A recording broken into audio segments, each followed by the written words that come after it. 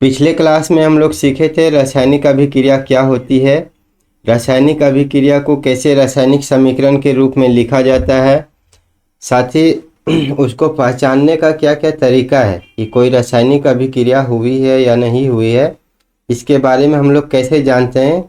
तो इसका भी कुछ कुछ हम लोग संकेत को डिनोट करके रखे थे, जैसे कि यहाँ पर देख सकते हैं आप लोग। जैसे यहाँ पर देखिए, अवस्था में परिवर्तन, रंग में परिवर्तन, गैस का निकास या उत्सर्जन, तापमान में परिवर्तन। अगर ऐसा कुछ परिवर्तन देखने को मिलता है तो हम लोग समझते हैं कि रासायनिक अभिक्रिया हुई है। ये सब हम लोग पिछले क्लास में पढ़ चुके हैं और साथ ही और भी पढ़े थे। इसमें अभिकारक क्या होता है, उत्पाद क्या होता है, एक रासायनिक समीकरण को कैसे लिखा जाता है, जिसमें हम लोग सीखे थे कि अभिकारक को लेफ्ट हैंड साइड में और उत्पाद को राइट हैंड साइड में लिखा जाता है, बीच में एक तीर का निशान लगाया जाता है। और अभिकारक में अगर एक से अधिक एलिमेंट है या पदार्थ है तो उसके बीच में प्लस साइन का यूज करते हैं। उसी प्रकार से उत्पाद में भी अगर एक से अधिक कंपाउंड है, एलिमेंट है, तो उसके बीच में प्लस साइन का यूज करते हैं। और तीर का डायरेक्शन हम लोग अभिकारक से उत्पाद की तरफ रखते हैं।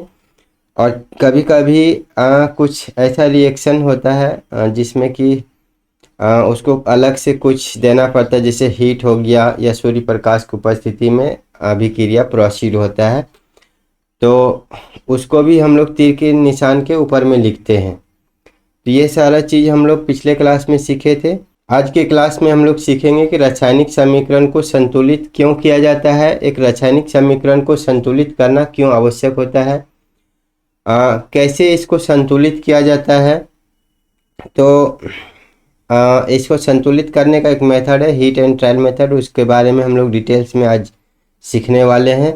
और उससे पहले हम लोग सीखेंगे द्रव्यमान संरक्षण का नियम क्या होता है, क्योंकि इसी नियम के आधार पर रासायनिक समीकरण को संतुलित किया जाता है। तो आप लोग बिना स्किप किए पूरा वीडियो को अच्छे से वॉच कीजिए, ताकि आपके मन में किसी भी प्रकार का डाउट ना रहे। अगर फिर भी किसी प्रकार का डाउट रहता है तो आप हमें कमेंट सेक्शन में अपना डाउट पूछ सकते हैं।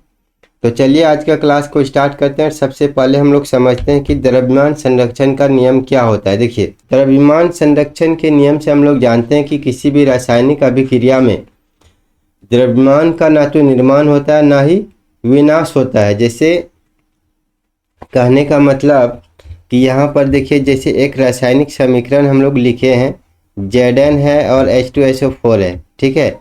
ये अभिकारक है, तो अभिकारक में जितना भी एलिमेंट है या कंपाउंड इसमें भाग ले रहा है, तो इसका जो भी द्रव्यमान होगा, मान लीजिए Zn है मेरा 20 ग्राम और H2SO4 भी 20 ग्राम है, तो टोटल मेरा द्रव्यमान हो जाएगा कितना, 40 ग्राम।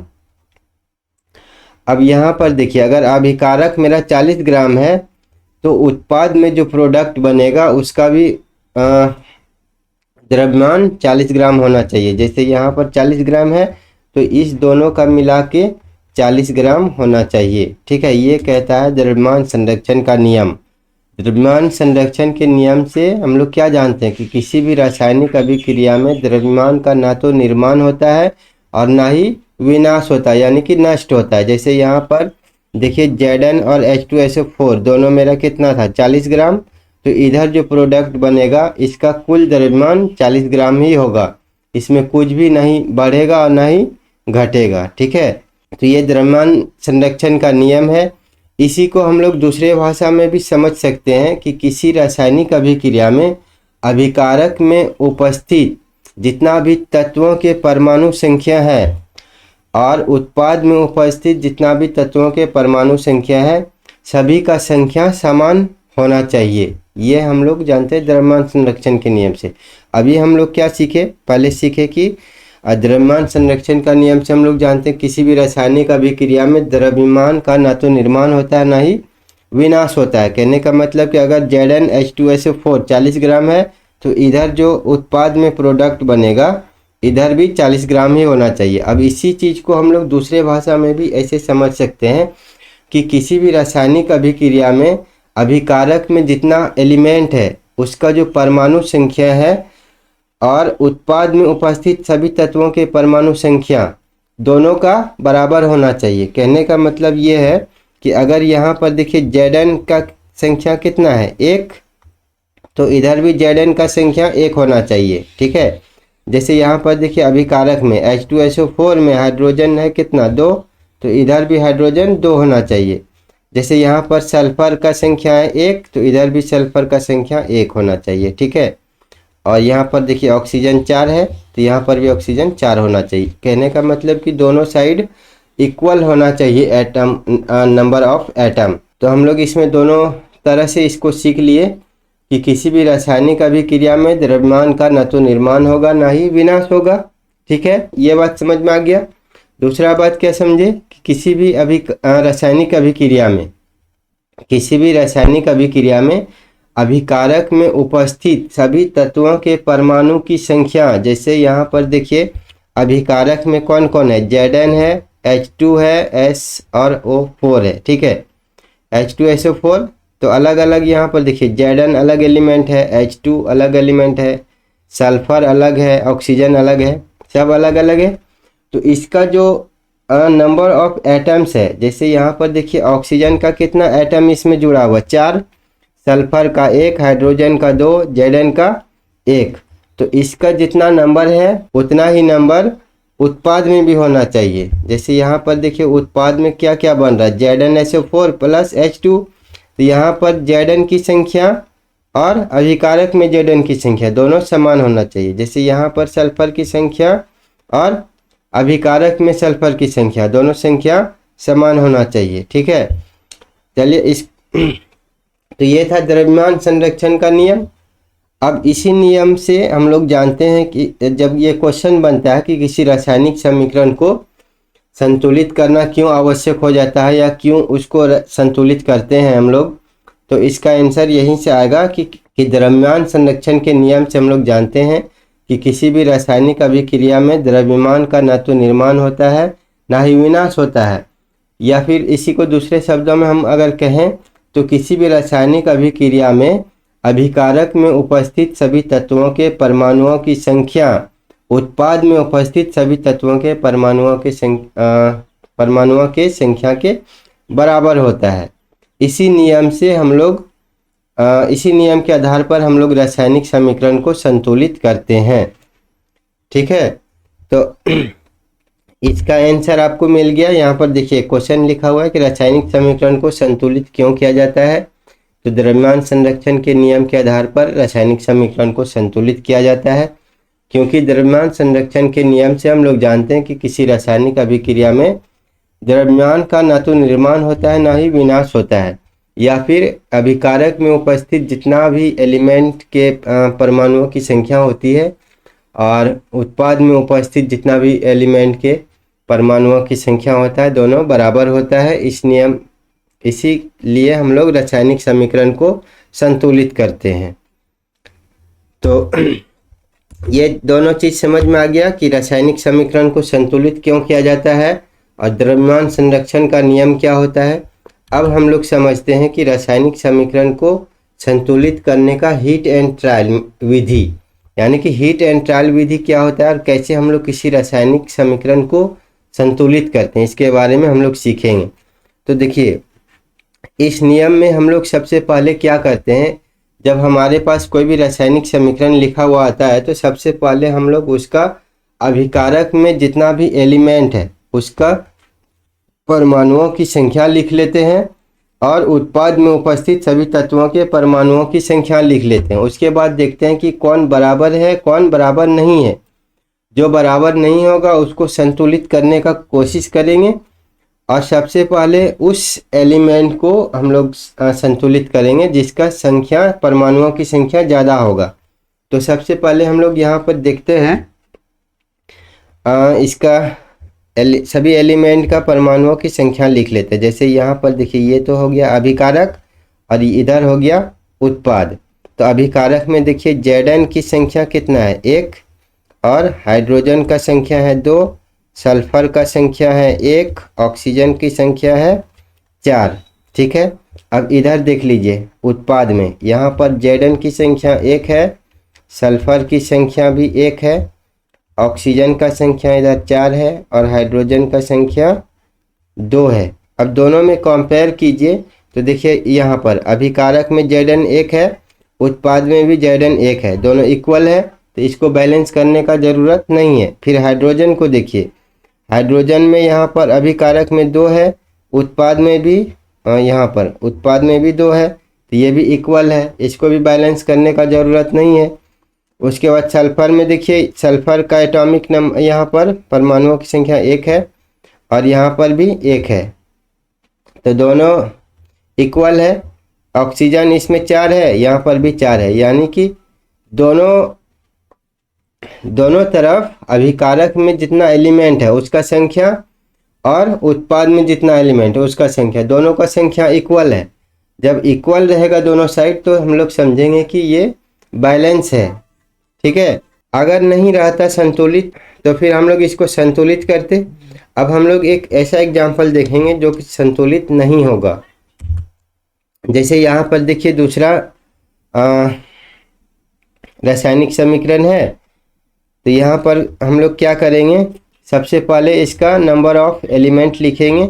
जैसे यहाँ देखिए अभिकारक में Fe का संख्या कितना है 1, हाइड्रोजन का संख्या है 2 और ऑक्सीजन की संख्या है 1।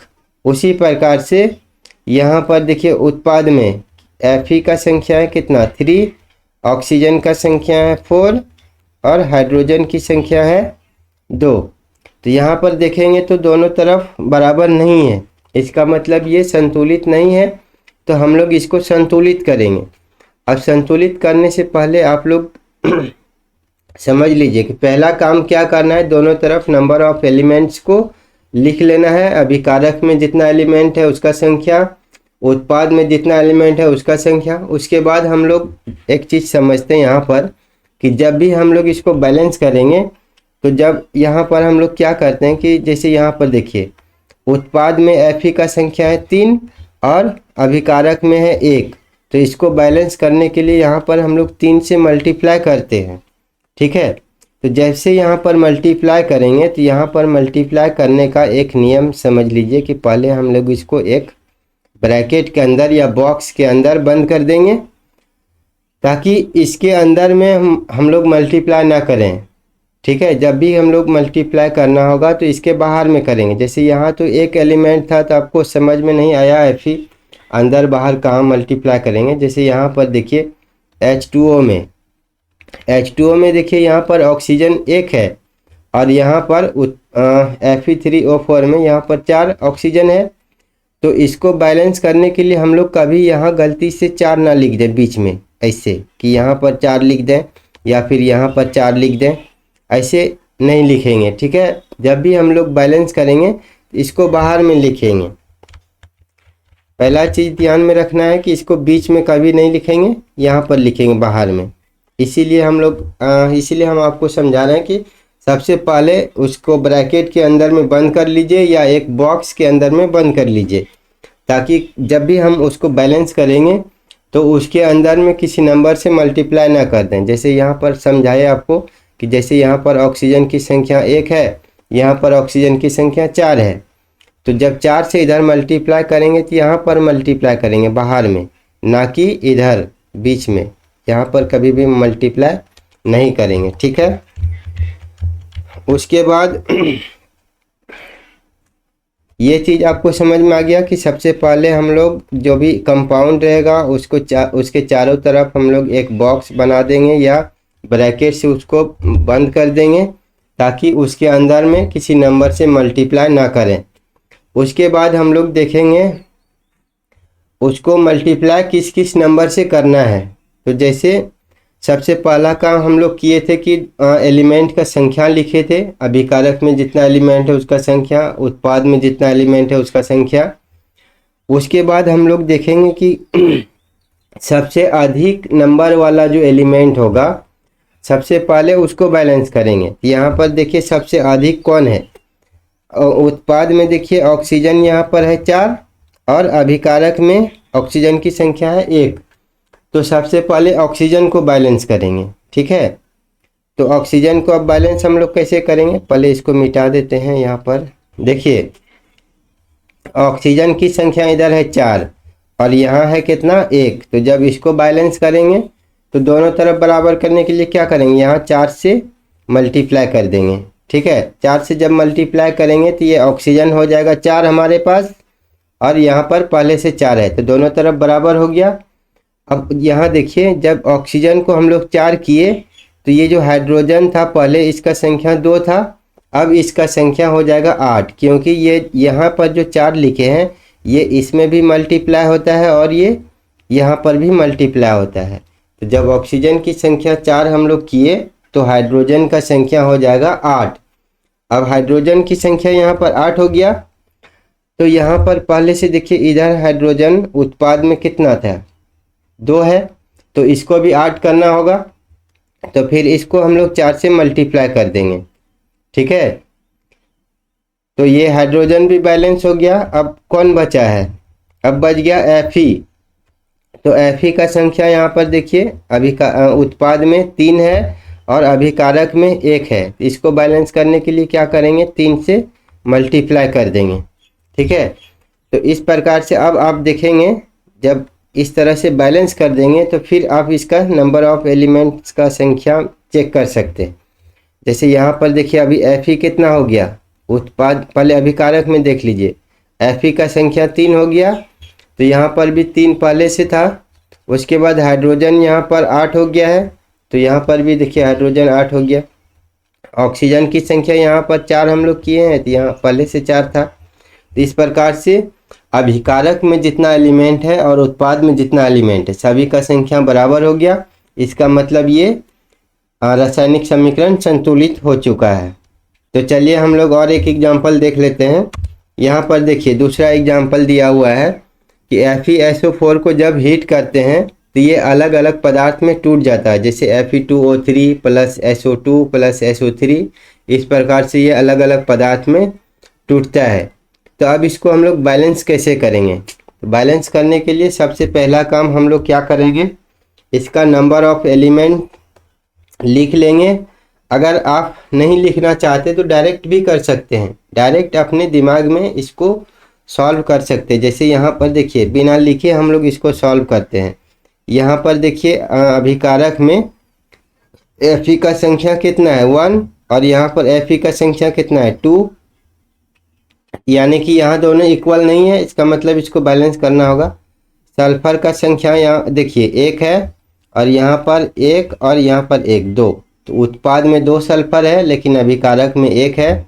अभिकारक में ऑक्सीजन की संख्या देखिए 4 है और इधर ऑक्सीजन की संख्या देखिए कितना है, यहाँ पर 3, यहाँ पर 2 5 और 3 8, यानी कि उत्पाद में ऑक्सीजन की संख्या 8 है और अभिकारक में 4 है।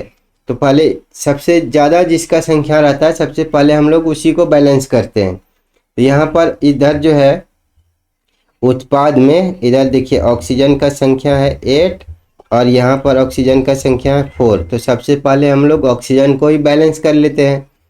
तो दोनों को बराबर करने के लिए क्या करना होगा, इधर 2 से मल्टीप्लाई करना होगा, तब तो 4 ये 8 हो जाएगा, ये 8 पहले से है। तो यहाँ पर देखिए अब हम लोग क्या सीखे हैं कि जब भी किसी नंबर से किसी कंपाउंड में मल्टीप्लाई करते हैं किसी एलिमेंट को बैलेंस करने के लिए, तो उसके बाहर में करते हैं, जैसे एक ब्रैकेट बना देते हैं इस तरह से कि जब भी मल्टीप्लाई करेंगे तो इधर करेंगे यहाँ पर, ना कि इसके बीच में।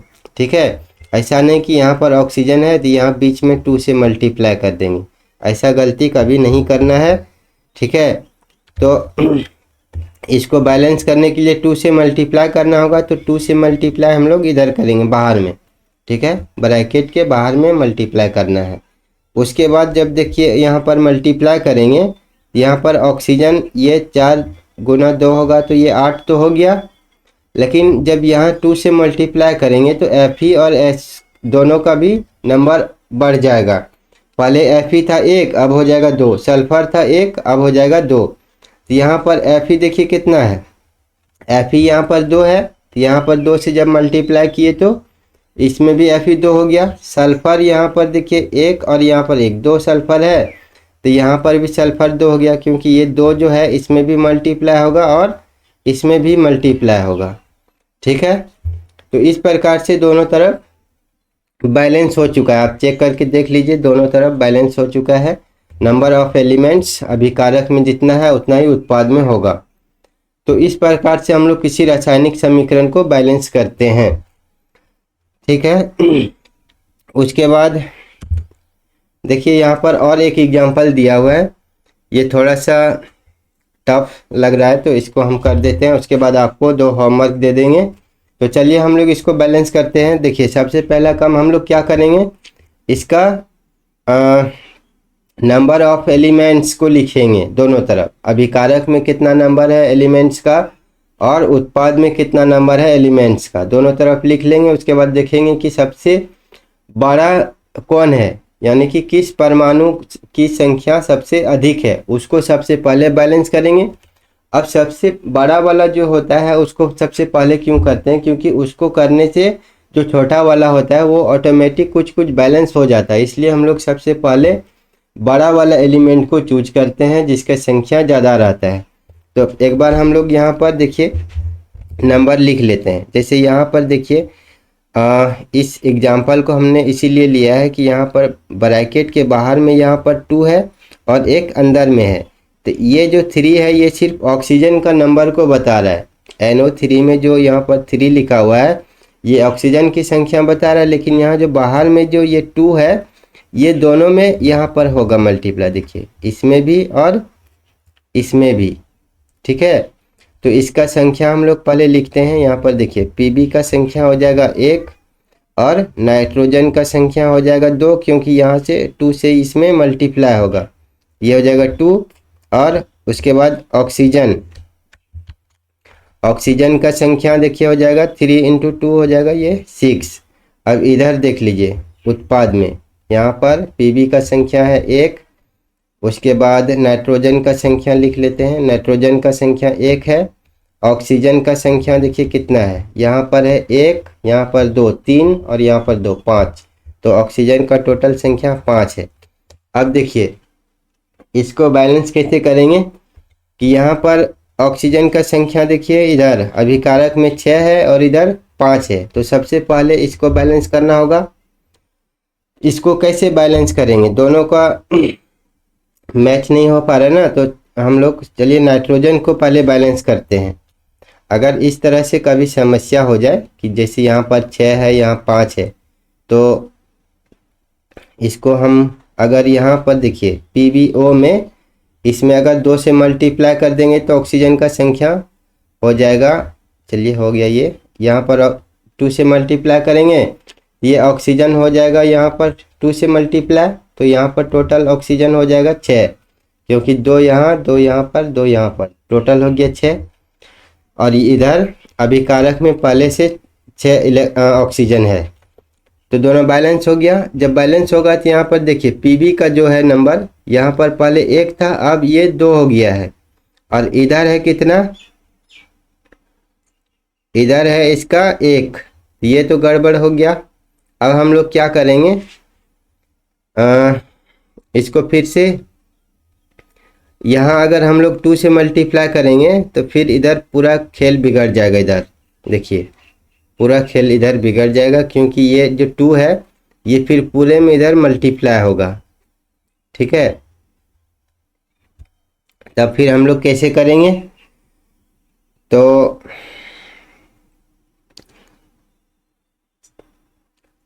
नाइट्रोजन इधर 2 है तो इधर यहाँ पर 2 से मल्टीप्लाई अगर कर दें, यहाँ पर देखिए नाइट्रोजन है 2, यहाँ से 2 से मल्टीप्लाई होगा, यहाँ हो जाएगा 4, यहाँ पर 4 हो जाएगा नाइट्रोजन, तो यहाँ पर भी 4 करना होगा, तो यहाँ 4 से मल्टीप्लाई करेंगे। तो अब ऑक्सीजन हो गया कितना, देखिए इधर हो गया 8 और यहाँ पर 2 10 और यहाँ पर 2 12 ऑक्सीजन हो गया इधर।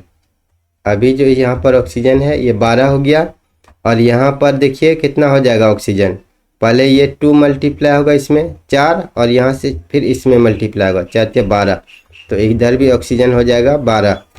तो अब इस तरह से ये बैलेंस हो चुका है।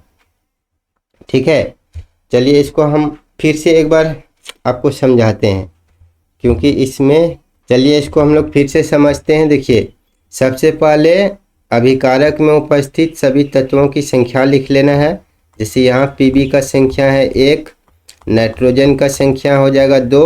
2 क्यों होगा? क्योंकि ये ब्रैकेट के बाहर है, तो ब्रैकेट के बाहर जो रहता है ये दोनों में मल्टीप्लाई होता है, यहाँ भी मल्टीप्लाई होगा और इसमें भी मल्टीप्लाई होगा। ठीक है, तो यहाँ पर नाइट्रोजन का संख्या हो गया 2, ऑक्सीजन का संख्या पहले से था यहाँ पर 3 और 2 से मल्टीप्लाई होने के बाद हो जाएगा ये 6।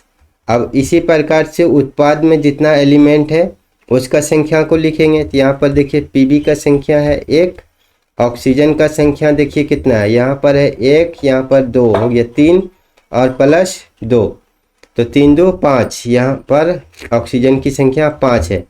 अब बच गया नाइट्रोजन, तो नाइट्रोजन का संख्या यहाँ पर देखिए कितना है 1, यहाँ लिख देंगे 1। अब हम लोग क्या जानते हैं कि सबसे पहले हम लोग उस एलिमेंट को बैलेंस करते हैं जिसका संख्या ज़्यादा रहता है। तो यहाँ पर देखिए ऑक्सीजन की संख्या ज़्यादा है क्योंकि यहाँ पर 6 है और यहाँ पर 5 है। इसको बैलेंस कैसे करेंगे हम लोग? सबसे पहले हम लोग क्या करेंगे, ऑक्सीजन को बैलेंस करेंगे। और कैसे करेंगे? एक तरफ 6 है एक तरफ 5 है, तो कैसे इसको बराबर करेंगे, दिमाग लगाना होगा। जैसे यहाँ पर देखिए, जैसे यहाँ पर PbO है, अगर हम यहाँ 2 से मल्टीप्लाई कर दें तो अभी ये ऑक्सीजन जो पहले 1 था अब ये 2 हो जाएगा। ठीक है, जब ये 2 हो जाएगा तो अब इसका ऑक्सीजन का संख्या देखिए कितना हो गया, यहाँ पर 2, यहाँ पर 2 4 और यहाँ पर 2 6। अभी टोटल ऑक्सीजन इधर देखिए बैलेंस करने के बाद इधर लिखते हैं, ऑक्सीजन 6 हो गया है और यहाँ पहले से ऑक्सीजन 6 है, ये दोनों बराबर हो गया। लेकिन जब ऑक्सीजन को बराबर किए तो दूसरा जो एलिमेंट है उसका संख्या गड़बड़ हो गया। जैसे यहाँ पर देखिए पहले ये Pb 1 था, यहाँ पर भी Pb 1 है, यानी कि अभिकारक में और उत्पाद में जो Pb का संख्या है उसका पहले 1 1 था, यानी कि ये पहले से बैलेंस था। लेकिन अब जब ऑक्सीजन को बैलेंस किए तो इसका संख्या आगे पीछे हो गया, तब इसको बैलेंस करेंगे। तो जैसे यहाँ Pb का संख्या देखिए उत्पाद में 2 हो गया, तो इधर भी 2 करना होगा। इधर 2 करने के लिए क्या करेंगे, 2 से मल्टीप्लाई कर देंगे यहाँ। अब देखिए जब इधर 2 से मल्टीप्लाई कर रहे हैं Pb को, तो फिर ये जो है इधर पूरा खेल बिगाड़ देगा। यहाँ पर ये जो NO3 होल 2 है इसमें पूरे में ये मल्टीप्लाई होगा, पूरे में मल्टीप्लाई होगा, फिर इसका संख्या बढ़ जाएगा। तो फिर देखिए कैसे इसको बैलेंस करेंगे। जब अभी यहाँ 2 से मल्टीप्लाई किए, ये जो 2 है ये यहाँ पर जो बाहर वाला 2 है इसमें मल्टीप्लाई होगा और ये बाहर वाला फिर अंदर में मल्टीप्लाई होगा, तो इसका संख्या बढ़ जाएगा। देखिए कैसे होगा, यहाँ पर हम लोग लिख देते हैं। जब यहाँ 2 से मल्टीप्लाई कर रहे हैं तो इसका संख्या कैसे बदलेगा, नाइट्रोजन का संख्या हो जाएगा, पहले ये जो 2 है यहाँ पर ये इस वाले 2 से मल्टीप्लाई होगा, तो 2 गुना 2 हो जाएगा 4 और फिर 4 गुना यहाँ पर 1 नाइट्रोजन, तो नाइट्रोजन का संख्या हो जाएगा 4। और ऑक्सीजन जो पहले 3 था अब ये हो जाएगा 12। 12 कैसे हुआ कि ये जो 2 है इस 2 से मल्टीप्लाई हुआ, कितना हो जाएगा, 2 गुना 2 4 और फिर ये 4 मल्टीप्लाई होगा 3 से, तो 4 से 12, तो ऑक्सीजन का संख्या हो गया इधर 12। अब यहाँ पर देखिए नाइट्रोजन और ऑक्सीजन दोनों का खेल बिगड़ गया। पहले ऑक्सीजन बैलेंस किए थे, दोनों तरफ 6 ऑक्सीजन कर दिए थे। उसके बाद Pb का खेल बिगड़ गया। अब Pb का जब बैलेंस किए तो NO3 का खेल बिगड़ गया है। अब हम लोग क्या करेंगे, नाइट्रोजन को बैलेंस करते हैं। जैसे यहाँ पर देखिए नाइट्रोजन पहले यहाँ पर कितना था, नाइट्रोजन पहले यहाँ पर था 2, जब यहाँ पर 2 से मल्टीप्लाई किए हैं तो इसका संख्या बढ़ के हो गया 4। ठीक है, अब नाइट्रोजन को बैलेंस करने के लिए हम लोग यहाँ से क्या करेंगे, इस यहाँ पर देखिए अभी उत्पाद में नाइट्रोजन की संख्या 1 है, इसको 4 बनाना होगा, 4 से मल्टीप्लाई कर देंगे। अब जब इसको 4 बनाएंगे तो यहाँ पर देखिए फिर ऑक्सीजन का खेल इधर बढ़ जाएगा। अब ये हो गया ऑक्सीजन का संख्या, यहाँ हो गया कितना, 4 दूना 8, 8 ऑक्सीजन और यहाँ है 2, यहाँ पर 2 है और इसमें है ऑक्सीजन 2, तो टोटल ऑक्सीजन देखिए कितना हो गया, 2 + 8 10 + 2 12। अब यहाँ पर ऑक्सीजन हो गया 12 और इधर भी 12। इस प्रकार से अभी आप देखिए इसको ध्यान से, अब ये बैलेंस हो चुका है।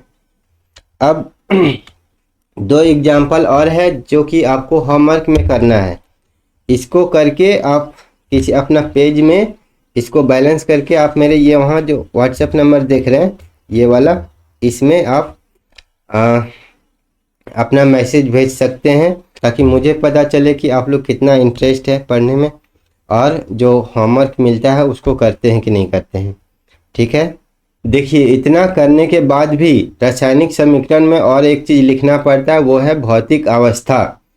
जैसे किसी रासायनिक समीकरण में कौन एलिमेंट किस अवस्था में जुड़ा हुआ है, किस अवस्था में वो पार्टिसिपेट कर रहा है, उसको लिखना ज़रूरी होता है ताकि कोई भी रिएक्शन को देखे तो वो समझ पाए कि इसमें कौन कौन से अवस्था में किस एलिमेंट को लिया गया है। तो उस अवस्था को लिखने के लिए देखिए क्या क्या रूल है कि जैसे ठोस अवस्था में कोई है तो उसके लिए स्मॉल एस लिखते हैं, गैस अवस्था में कोई है तो स्मॉल जी लिखेंगे, और जलीय अवस्था में है तो ए लिखेंगे, ए नहीं ए क्यू लिखते हैं, यहाँ पर ए लिखा हुआ है, ए क्यू लिखेंगे। ए क्यू मतलब होता है एक्वा, एक्वा का मतलब होता है जलीय विलयन, जिसमें कि हम लोग किसी पदार्थ को जल में घोल देते हैं तो उसके लिए हम लोग यूज करते हैं जलीय विलयन, और इंग्लिश में इसको लिखते हैं ए क्यू। और जो द्रव होता है उसके लिए लिक्विड लिखेंगे, स्मॉल एल लिखेंगे। ठीक है, ये स्मॉल एल है। तो इस प्रकार से हम लोग उसका भौतिक अवस्था को लिखेंगे। ठोस के लिए स्मॉल एस, गैस के लिए स्मॉल जी, और जलीय विलयन के लिए ए क्यू, और द्रव के लिए स्मॉल एल। अब चलिए इसको यहाँ पर एक एग्जांपल दिया हुआ, इसको हम लोग लिख के देखते हैं। जैसे यहाँ पर देखिए Fe2O Fe3O4, यहाँ पर ये बैलेंस किया हुआ है, सिर्फ इसमें हमको इसका अवस्था लिखना है। अब अवस्था देखिए कहीं कहीं पर अगर आपसे क्वेश्चन में पूछा गया कि अवस्था को लिखना है तो लिखिए, नहीं अदरवाइज आप इसको नेग्लेक्ट कर सकते हैं। ठीक है, तो कुछ रासायनिक अभिक्रिया में इसको नहीं भी लिखा जाता है, और ऐसे इसको डिटेल्स बनाने के लिए, सूचनापूर्ण बनाने के लिए, जैसे कि कोई देखिए, जैसे हम इसको मान लीजिए कोई एक्सपेरिमेंट किए हैं, उस एक्सपेरिमेंट में किस पदार्थ को किस फॉर्म में लिए हैं, किस अवस्था में लिए हैं, ये तो थर्ड पार्टी को पता नहीं होगा। तो उसको बताने के लिए, इसको अर्थपूर्ण बनाने के लिए और डिटेल्स बनाने के लिए हम लोग इसका अवस्था को भी लिख देते हैं। तो देखिए इसमें कैसे लिखेंगे, जैसे यहाँ पर एक रासायनिक समीकरण है FeH2O Fe3O4 H2, तो ये इसमें कौन कौन से है, ये Fe जो है यहाँ पर ये सॉलिड फॉर्म में यूज हुआ है, H2O जो है ये गैस के रूप में यहाँ पर यूज होता है, भाप के रूप में, और ये जो Fe3O4 है ये होता है सॉलिड के रूप में। जब ये रिएक्शन होगा तो जो पदार्थ बनता है इधर, ये Fe3O4 ये सॉलिड बनेगा, और ये H2 ये गैस बन के बाहर निकलता है। इस प्रकार से इसके बगल में यानी कि राइट साइड में किसी भी एलिमेंट या कंपाउंड के राइट साइड में ब्रैकेट में स्मॉल डिजिट लिखते हैं।